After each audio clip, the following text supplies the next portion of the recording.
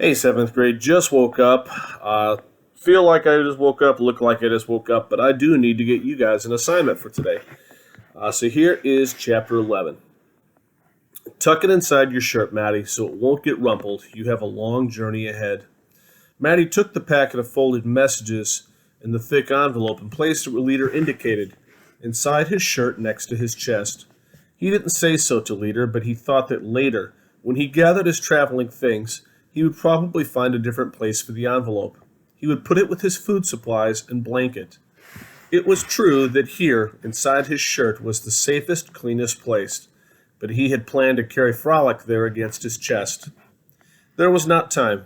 In 3 weeks, to make journeys to all the other places and communities, some of them were many days away, and a few places could be reached only by riverboat.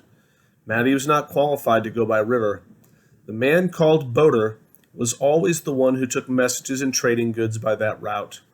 But it had been decided that the message would be posted on every path throughout Forest, so that any new ones coming would see it and turn back.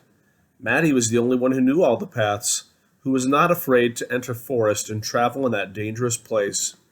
He would post the messages there, and he would go on to his own place as well. There had been ongoing communication between that place and village for years. Now they must be told of the new ruling. Leader was standing now at the window, as he did so often, looking down at village and the people below. Maddie waited. He was in a hurry to be off, to begin his long journey, but he had a feeling there was something that Leader wanted to tell him, something still unsaid. Finally, Leader turned to Maddie, standing beside him. He's told you that I see beyond, hasn't he? Yes. He says you have a special gift. His daughter does too. His daughter? That would be the girl they called Kira, the one who helped you leave your old place. He never talks about her. It makes him sad too, but he thinks about her all the time. You say she has a gift too? Yes, hers is different. Each gift is different, Seer said. Do you know about mine, Maddie thought, but he did not ask it. As if he had read Maddie's mind, Leader told him, I know of yours. Maddie shuddered. The gift still frightened him so. I kept it secret, he said apologetically. I haven't even told Seer. I didn't want to be secretive, but I'm still trying to understand it. I try to put it out of my mind. I try to forget that it's there inside me, but then it just appears. I can feel it coming. I don't know how to stop it. Don't try. If it comes without your summoning it, it's because of need, because someone needs your gift. A frog? It was a frog first. It was to show you. It always starts with a small thing. For me, the very first time I saw Beyond, it was an apple. Despite the solemnity of the conversation, Maddie chuckled. A frog and an apple, and a puppy, he realized. Wait for the true need, Maddie. Don't spend the gift. But how will I know? Leader smiled. He rubbed Maddie's shoulder affectionately. You will know, he said. Maddie looked around for Frolic and saw he was curled in the corner asleep. I should go. I haven't packed my things yet, and I want to stop by and tell Jean I'm going so she won't wonder where I am. Leader kept him there within the comfortable curve of his arm. Maddie, wait. I want to... Then he gazed through the window again. Maddie stood there wondering what he has to wait for. Then he felt something.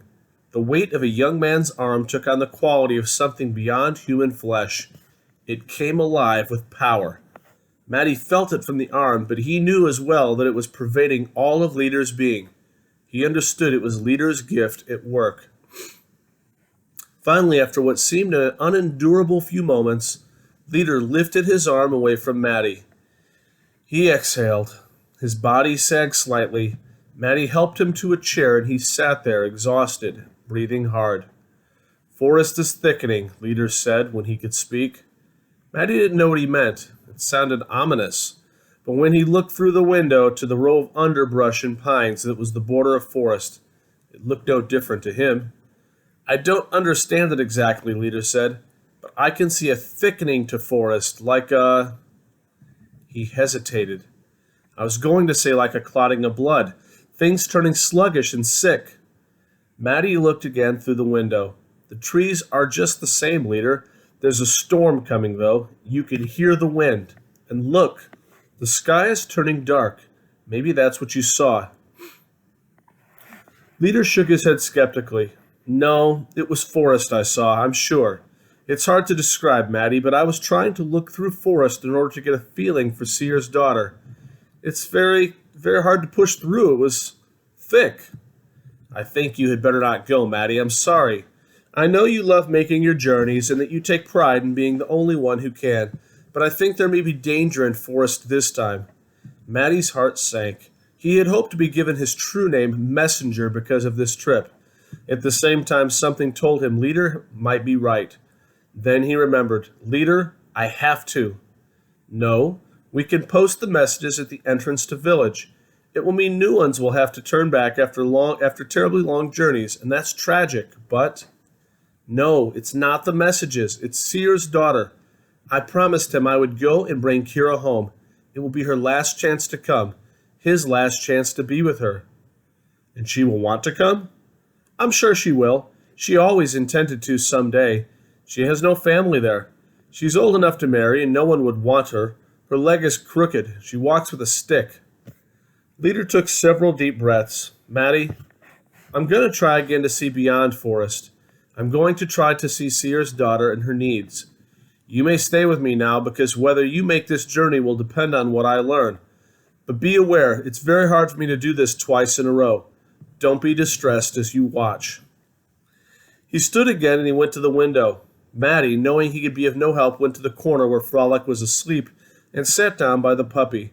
From there he watched Leader's body tense as if he were in pain. He heard Leader gasp and then moan slightly. The young man's blue eyes remained open, but no longer seemed to be looking at ordinary things in the room or through the window.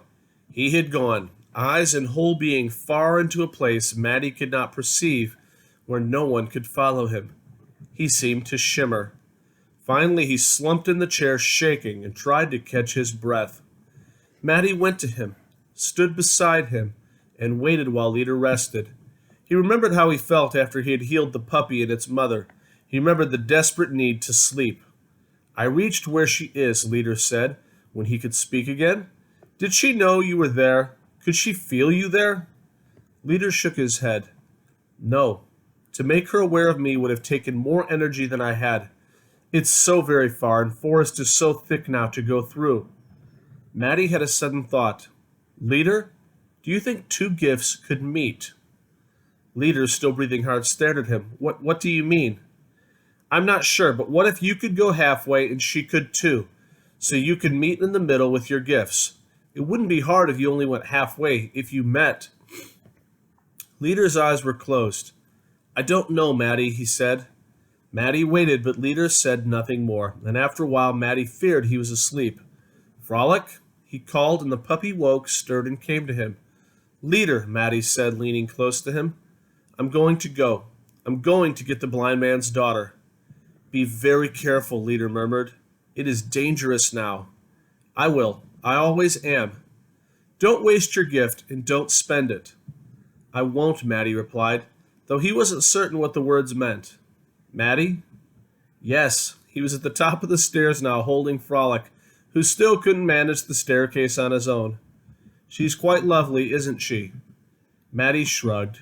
He understood Leader was referring to Kira, but the blind man's daughter was older than he. She was like a big sister to him. No one in the old place had thought her lovely. They had been contemptuous of her weakness. She has a crooked leg, Maddie reminded Leader. She leans on a stick to walk. Yes, Leader said, she's very lovely. But his voice was hard to hear now. In a second, he was asleep. Maddie, holding Frolic, hurried down the stairs. It was late in the day by the time Maddie was ready to go. It had rained heavily, and though the rain had stopped, wind still blew, and the leaves of the trees fluttered and revealed their pale undersides. The sky was dark from the storm and from the approach of evening. He placed the packet of messages into his rolled blanket. By the sink, the blind man was putting food into Maddie's backpack. He could not carry enough for the entire journey. It was too long. But Maddie was accustomed to living on the food that Forrest provided. He would feed himself along the way when what Seer packed was gone.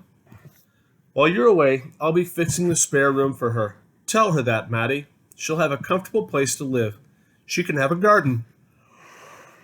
Oh, excuse me, as the senators woke up. I know that's important to her. She's never been without a garden. I won't need to convince her. She's always said she would come when the time was right. Now it is. Leader could tell, so she'll know too. You said she had a gift. Maddie, folding a sweater, tried to reassure the blind man. It's hard to leave the only place you've known. You did it, Maddie reminded him. I had no choice. I was brought here when they found me in forest with my eyes gone. Well, I did it. Many have. Yes, that's true, but I hope it won't be hard for her. Maddie glanced over. Don't put those beets in. I hate beets. They're good for you. Not if they're thrown on the ground, and that's what they'll be if you put them in. The blind man chuckled and dropped the beets into the sink. Well, they're heavy anyway. They'd weigh you down, but I'll put carrots in. Anything but beets. There was a knock on the door, and it was Jean, her hair curlier than usual from the dampness that remained after the rain. Are you still going, Maddie, in this weather? Maddie laughed at her concern. I have gone through forest and snow. He boasted. This weather is nothing. Yes, I'm about to leave. I'm just packing food. I brought you some bread, she said, and she took the wrapped loaf from the basket she carried. He noticed she had decorated it with a leafy sprig and a yellow chrysanthemum blossom. Maddie took the loaf and thanked her, though secretly he wondered how he would ever fit it in. Finally, the blind man found a way to tuck it inside the rolled blanket. I wanted to stop on my way out of the village and see Ramon, Maddie said. I'd better hurry or I'll never get started. Oh, Maddie, Jean said, you don't know? Ramon is very sick. His sister, too. They put a sign on the door to their house. No one could enter. Troubling though the news was, Maddie was not surprised. Ramon had been coughing, feverish looking, and increasingly unwell for days now. What does Herbalist say? That's why they put the sign up. Herbalist is afraid it might be contagious. An epidemic could come. What was happening to village? Maddie felt a terrible unease. There had never been an epidemic here. He remembered the place he had come from, where many had died from time to time, and all of their belongings were burned after in hopes of destroying the illnesses carried by filth or fleas, or some thought sorcery. It had never happened here. People had always been so careful here, so clean. He could see that the blind man's face had taken on a worried look, too, at the news. For a moment, Maddie stood there thinking while Seer arranged his pack on his back and attached the rolled blanket below it. He thought of the frog first, then the puppy, and wondered if his gift could save his friend. He could go to Ramon's house now and place his hands upon the feverish body. He knew it would be indescribably hard, would take all of his strength, but he thought there might be a chance. But what then? If he himself survived such an attempt, he'd be desperately weakened, he knew, and would have to recover. He could not possibly make the journey through forest if he first weakened himself on Ramon's behalf. Forest was already thickening, he knew, whatever that meant. It would soon become impassable. The blind man's daughter would be lost to them forever. Most important, Leader had told him to save his gift. Don't spend it, Leader had said.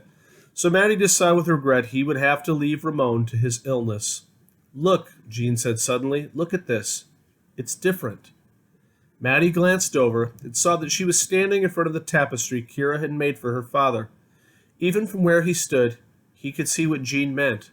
The entire forest area, hundreds of tiny stitches in shades of green, had darkened. The threads had knotted and twisted in odd ways. The peaceful scene had changed into something no longer beautiful. It had an ominous feel to it, a feel of impenetrability. He went near to it and stared at it, puzzled and alarmed. What is it, Maddie? Jean asked. Nothing. It's all right. He indicated with his eyes that she should not speak aloud of the odd change in the tapestry. Maddie did not want Seer to know. It was time to go. He wriggled his shoulders to adjust the pack comfortably on his back. He leaned forward to hug the blind man, who murmured to him, "Be safe." To his surprise, Jean kissed him. So often in the past, teasing, she had said she would one day. Now she did. It was a quick, fragrant touch to his lips that gave him courage. And even before he started out, made him yearn to come back home. That's a